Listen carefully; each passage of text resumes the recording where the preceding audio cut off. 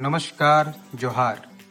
आज हम लोग धुमकुड़िया रेडियो में गांधी जी की झारखंड यात्रा किताब, जिसे अनुज कुमार सिन्हा जी ने लिखा है, इसका एक अंश सुनेंगे।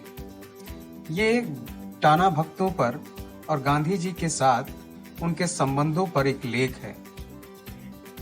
इसका शीर्षक है गांधी जी, आदिवासी और टाना भगत।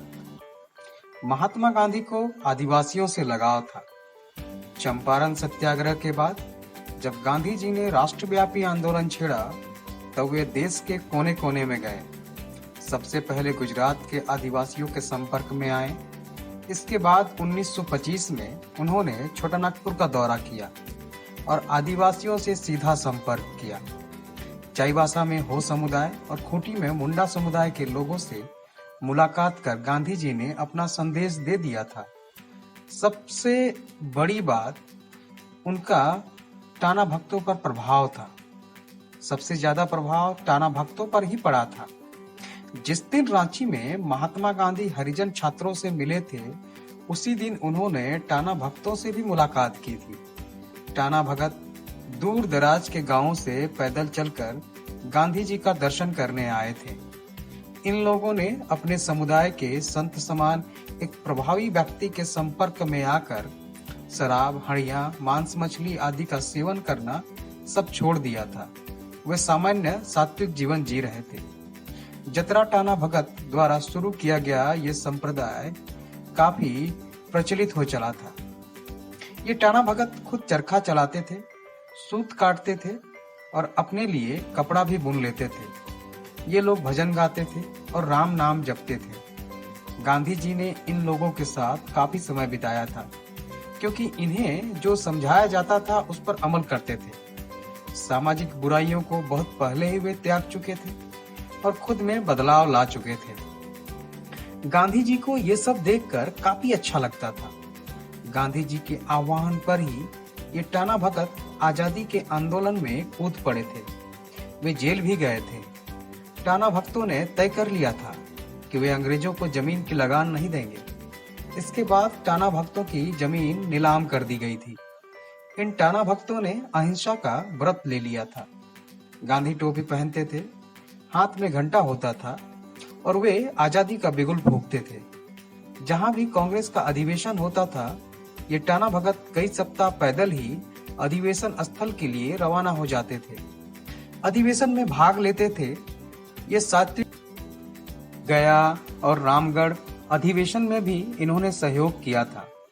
टाना भगत भी इन लोगों की तरह गांधी जी के आह्वान पर कोष में समुचित सहयोग किया करते थे। रांची लोहरदगा के आसपास हजारों टाना भगत गांधी जी के कार्य को आगे बढ़ा रहे थे। इनमें मांडर थाना क्षेत्र के करकरी गांव के गोवा भगत, लापुंग थाना नगर के अंतु भगत, बड़मू थाना के पीरागुट्टू के भुआल भगत, कुड़ू थाना के चेटर गांव के विश्वामित्र टाना सरदार, मोरोबंगिया टाली के बड़का मंगरा भगत और छोटका मंगरा भगत, गांव उचरी के लोथे भगत, चोरिया गांव के चमरा भगत, विष्णुपुर के रतिया भगत, करीकरी के हरिवंश भगत प्रमुख थे, जिन्होंने गांधी जी के विचार को तेजी से फैलाया। अंग्रेजों का विरोध करने पर जब इनके जमीनें चली गईं, उसके बाद भी हिम्मत इन्होंने नहीं हारी। जुलूस निकाला और संघर्ष जारी रखा। नमक आंदोलन के दौरान ये टाना भगत जब नमक नहीं बना सके, तो इन्होंने नमक खाना ही छोड़ दिया।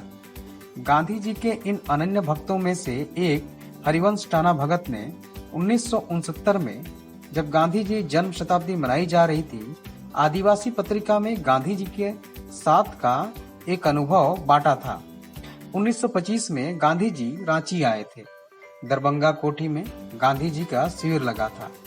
जैसे ही टाना भक्तों को मालूम हुआ गांधी जी रांची आए हैं, रांची, हजारीबाग, पलामू जिला से टाना भगत गांधी जी का दर्शन करने पहुंचने लगे। उसी समय हरिवंश टाना भगत ने भी दरभंगा हाउस जाकर गांधी जी का दर्शन किया था। तब उनकी उम्र कम थी। उस समय भूखा भगत की अध्यक्षता में टाना भक्तों ने गांधी जी का अपने तौर तरीके से वहां पर स्वागत किया था। ये टाना भगत काफी खुश थे। वे तो गांधी जी के ऐसे भक्त थे जो सिर्फ उनका नाम सुनकर गदगद हो जाते थे। उस दिन गांधी जी को साक्षात देखकर टाना भगत काफी खुश हुए। टाना भगत अपने साथ चरखा भी ले गए थे। वे खादी पहने हुए थे। टाना भगतों ने सूत काट कर गांधी जी को भेंट की थी। ये टाना भगत अपने साथ गांधी जी के लिए फुटकल साग, कोनियार साग और मड़ुआ की रोटी भी साथ लाए थे। उन्होंने गांधी जी के सामने ये सामग्री रख दी थी और उन्हें ग्रहण करने का आग्रह किया।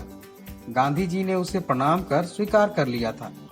इसके बाद गांधी जी को टाना भक्तों ने एक थैली भी भेंट की थी। गांधी जी काफी खुश हुए थे। हरिवंश टाना भगत ने गांधी जी का पांव छूकर काम मांगा था।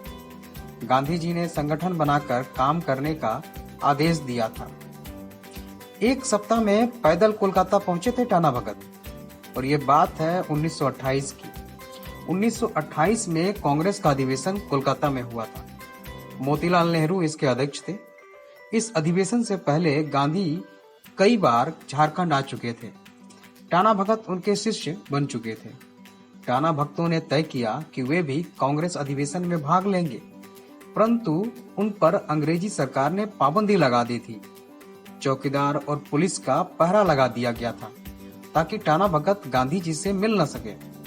अंग्रेजों को इस बात की आशंका थी कि टाना भक्तों के गांधी जी के मिलने से टाना आंदोलन और बढ़ेगा। कड़ा पहरा होने के बावजूद मांडर थाना क्षेत्र से सैकड़ों टाना भगत पैदल ही भेष बदल कर कोलकाता के लिए निकल पड़े। एक सप्ताह में वे कोलकाता पहुंच गए। जो टाना भगत चलने में असमर्थ थे, वे ही ट्रेन से कोलकाता गए थे। अधिवेशन स्थल पर जाकर टाना भगत निराश हो गए, क्योंकि पंडाल में प्रवेश के लिए डेलीगेट टिकट की जरूरत थी। टाना भक्तों के पास टिकट के पैसे नहीं थे। गांधी जी का दर्शन करने के लिए टाना भगत परेशान थे। कोई रास्ता सूझ नहीं रहा था। उन्होंने एक उपाय निकाला। पंडाल के बाहर ही टाना भक्तों ने गांधी जी की जय, भारत माता की जय, वंदे मातरम का जोर जोर से नारा लगाने लगे। वे गांधी टोपी लगा चुके थे, हाथ में चरखा भी लिए हुए थे। उन्हें भरोसा था कि गांधी जी जब ये सुनेंगे तो जरूर आएंगे, और हुआ भी यही। गांधी जी को सूचना दी गई कि कुछ लोग गेट से नहीं हट रहे, आपकी जय का नारा लगा रहे हैं। गांधी जी गेट पर आए, टाना भक्तों का अभिवादन किया, शांत रहने की अपील की। वे मान गए। गांधी जी ने आश्वासन दिया कि वे धैर्य रखें। अगर वे किसी कारणवश अंदर नहीं जा सके तो उनके लिए खुले मैदान में ही भाषण करेंगे। थोड़ी देर बाद बात करने के बाद गांधी जी पंडाल के अंदर चले गए। वहां उनकी संख्या जानने के बाद टाना भक्तों के लिए फ्री पास भिजवाए गए।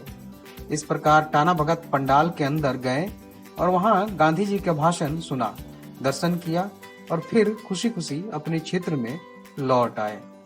धन्यवाद।